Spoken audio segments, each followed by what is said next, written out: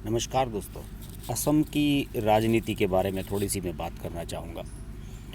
असम में जिस तरह से पश्चिम बंगाल है, मुस्लिम वोटर्स असम में बहुत ही डिसाइडिंग पोजीशन में हैं। और जैसे कि मैं आपको अपने पुराने वीडियोस में ये बता चुका हूँ कि वहाँ पर जो AIUDF है, all India United democratic front, Badruddin Ajmal की पार्टी, इसकी भूमिका वहाँ पर बहुत बड़ी भूमिका है। और इस भूमिका को मैं असदुद्दीन ओवैसी की भूमिका से भी बड़ी भूमिका मानता हूँ। असदुद्दीन ओवैसी जिस तरीके से प्रयास कर रहे हैं मुस्लिम वोटर्स को अपनी तरफ अट्रैक्ट करने का, वो काम बदरुद्दीन अजमल कई साल पहले कर चुके हैं। फ़र्क सिर्फ इतना है कि असदुद्दीन ओवैसी एक ऐसा फेस हैं, पढ़े लिखे व्यक्ति हैं जो पार्लियामेंट में जाते हैं, मीडिया में हाईलाइटेड रहते हैं, लेकिन बदरुद्दीन अजमल अभी तक अपने आप को केवल असम तक लिमिटेड रखे हुए हैं। लेकिन असम में उनकी जो भूमिका है, असम में वो डिसाइडिंग पोजीशन में रहते हैं। देखिए, अगर अभी जो 2016 में पिछला असम का चुनाव हुआ था, उसकी मैं अगर बात करूं, तो बदरुद्दीन अजमल की पार्टी को 13 विधानसभा सीटें मिली थी। 126 टोटल सीटें हैं असम में, और उनमें 13 विधानसभा सीटें जीत लेना किसी भी पार्टी के लिए बड़ा मायने रखता है। वो इस लिहाज से मायने रखता है क्योंकि यहाँ पर बहुमत के लिए किसी भी दल को केवल 64 सीटों की ज़रूरत होती है, और अगर आपके पास 13 सीटें हैं तो आप कुछ भी निर्णय वहाँ पर करा सकते हैं। लेकिन बीजेपी जिस तरीके से पिछली बार जीत कर आई 2016 में, तो उसने बदरुद्दीन अजमल को ऐसा कुछ करने का मौका ही नहीं दिया। कांग्रेस 52 से 26 सीटों पर खिसक गई थी 2016 में, और AIUDF 18 से 13 पे आ गई थी। दोनों की ही सीटें घटी थी, और दोनों मिलकर भी सरकार बनाने की पोजीशन में नहीं थे। और बीजेपी की जो अपने एलाइज हैं NDA के, उनके साथ मिलकर 86 सीटें आ गई और उन्हें प्रचंड बहुमत मिल गया। पिछली बार एक स्थिति ये भी थी कि भारी मतदान हुआ था असम में, और लगभग 84% मतदान हुआ था, जो कि 2011 से लगभग 9-10% अधिक था। 2011 में 75% मतदान हुआ था, यानी कि पिछली बार जनता बदलाव के मूड में थी। लेकिन इस बार बड़ी टिपिकल पोजीशन थोड़ी सी बन रही है, क्योंकि इस बार कांग्रेस ने और AIUDF ने समय से पहले ही अपना गठबंधन डिक्लेयर कर लिया है, यानी कि चुनाव पूर्व गठबंधन में ये दोनों पार्टियां आ गई हैं। और इसी वजह से बीजेपी को यहाँ थोड़ी दिक्कतों का सामना इस बार करना पड़ सकता है। यही वजह है कि बीजेपी ने अपना बिल्कुल एजेंडा फिक्स कर लिया है। उन्होंने ये तय कर लिया है कि हमें मुसलमानों के वोट नहीं चाहिए, हम केवल उन वोटों पर ही फोकस करेंगे जो हमारे पास सॉलिड आ सकते हैं। देखिए क्या होने वाला है, अगले कुछ दिनों में असम में बड़े बड़े कार्यक्रम आयोजित होने जा रहे हैं। वहाँ पर 6 फरवरी को निर्मला सीतारमण जा रही हैं, वित्त मंत्री, और 8 लाख चाय बागानों के जो वर्कर हैं, उन लोगों को प्रत्येक के अकाउंट में 3,000 रुपये का DBF यानी कि डायरेक्ट बेनिफिट फ़ंड ट्रांसफ़र किया जाएगा, जिस तरीके से किसान सम्मान निधि दी जाती है। और इससे पहले 5,000 रुपये की 2 किस्त इन सब लोगों को दी जा चुकी है। और जो टी ट्राइब्स हैं, यानी कि जो टी के क्षेत्रों से जुड़े जो चाय के जो कारोबारी हैं, चाय के जो वर्कर हैं, चाय बागानों में काम करने वाले, ये बीजेपी का बड़ा वोट बैंक है। पिछली बार भी इन लोगों ने बीजेपी के समर्थन में वोटिंग किया था, और इस बार भी बीजेपी ने पूरी तरीके से कैप्चर करने के लिए लगी हुई है। देखिए, ब्रह्मपुत्र और बराक की जो वैली है, नदी की वैली, उसमें पूरी चाय बागान बेल्ट है। 60 लाख के करीब उस इलाके की आबादी है, और उसमें मैक्सिमम चाय बागानों में काम करने वाले लोग हैं और उनके परिवार के लोग हैं।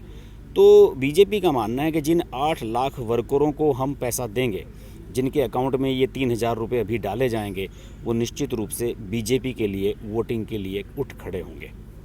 इसके अलावा 7 फरवरी को प्रधानमंत्री नरेंद्र मोदी वहाँ जा रहे हैं, 2 मेडिकल कॉलेजों की नींव रखेंगे, और ये कार्यक्रम होगा ठेकियाजुली इलाके में, जो कि इसी इलाके से मिलता हुआ है, चाय बागान इलाके का।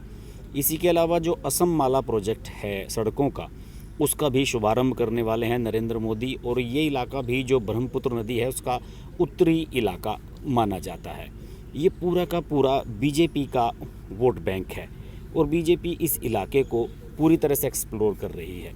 देखिए, इस बार बजट में भी काफ़ी कुछ पैसा असम के लिए दिया गया है और इसलिए अब निर्मला सीतारमण को भेज रहा है कि आप जाइए और वहीं जाकर एक कार्यक्रम का आयोजन कीजिए और ये जो बेनिफिट फंड ट्रांसफ़र किया जाएगा चाय बागानों के वर्करों के अकाउंट्स में, इसका एक बड़ा इम्पैक्ट असम की राजनीति पर चुनावों में, आने वाले चुनाव में, जो कि अभी बंगाल के साथ होने वाले हैं 2-3 महीने बाद, उसमें देखने को मिलेगा। दूसरी ओर बीजेपी ने मुस्लिम वोटों को लेकर अपना नज़रिया बिल्कुल फिक्स कर दिया है। देखिए, क्या है कि 2 तरह के मुसलमान हैं असम में। एक वो मुस्लिम हैं जो लोकल हैं, यहाँ के जुलाहे वगैरह लोकल जो असम से जुड़े हुए हैं, और कुछ मुस्लिम ऐसे हैं जो बंगाली भाषा का इस्तेमाल करते हैं। कुछ बांग्लादेश से आए हुए हैं, कुछ पश्चिम बंगाल से आए हुए हैं, और यहाँ की जो आबादी है लगभग 3 करोड़ 12 लाख के करीब की आबादी असम की है, उसमें से 34% मुसलमान हैं। और बीजेपी ने साफ कह दिया है कि जो मियाँ मुसलमान है, मियाँ मुसलमान उन्हें कहा जाता है जो बंगाली बोलते हैं, और असम के जो लोकल मुसलमान हैं वो मियाँ मुसलमानों को पसंद नहीं करते।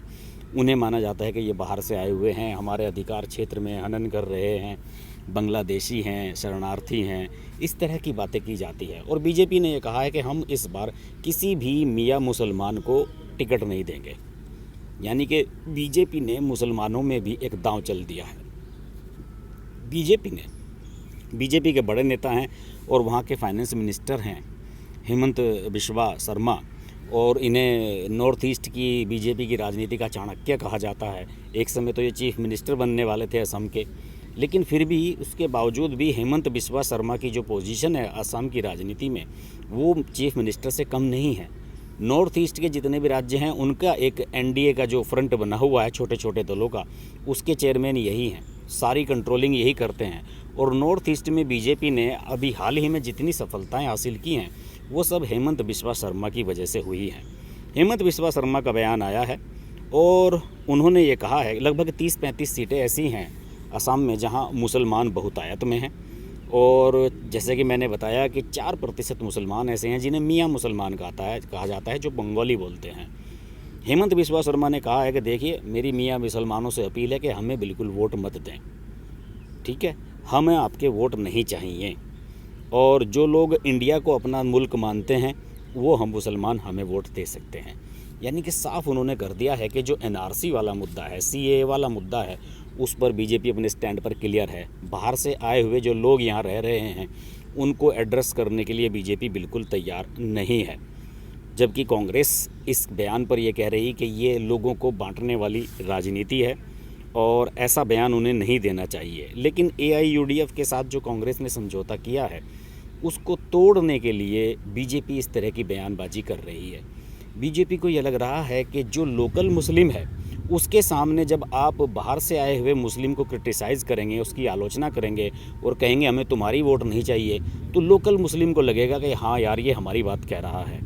तो हो सकता है कि लोकल मुस्लिम भी बीजेपी के मुस्लिम प्रत्याशियों के समर्थन में वोटिंग करें। और एक ये बड़ा मुद्दा है मुसलमानों में, जो मियाँ मुसलमान हैं और जो लोकल मुसलमान हैं उनके बीच में बड़ा फ्रिक्शन है, बड़ा बटाव है यहाँ पर, और इसी का फ़ायदा उठाने की बीजेपी कोशिश कर रही है। क्योंकि जो 30-35 सीटें हैं जिन पे मुस्लिम वोट्स ज़्यादा हैं, इन सीटों पर मुस्लिम प्रत्याशी बीजेपी को उतारने होंगे। उन्हें जीतने के लिए भी बीजेपी को कुछ ना कुछ दांव तो चलना ही होगा। बहरहाल ये दांव कितना कामयाब होगा ये आने वाले समय में पता लगेगा। लेकिन यहाँ पर जैसा कि मैंने बताया कि 34% मुस्लिम आबादी है और 61% हिंदू हैं, तो यहाँ पर बीजेपी के लिए समीकरण वैसे तो स्पष्ट बन रहे हैं, लेकिन चूंकि एआईयूडीएफ और कांग्रेस एक साथ आ रहे हैं, इसकी वजह से हो सकता है कि मुसलमानों के बीच में कांग्रेस के प्रति थोड़ी सिंपैथी आ जाए, और उसी का काट बीजेपी ने ये निकाली है जो हेमंत बिस्वा शर्मा ने बयान दिया है कि हमें मियाँ मुसलमानों के वोट नहीं चाहिए। बहरहाल असम की राजनीति दिलचस्प होने जा रही है, इस पर हम नज़र बनाए रखेंगे। देखते रहिए हर्ष की बात लाइव। नमस्कार।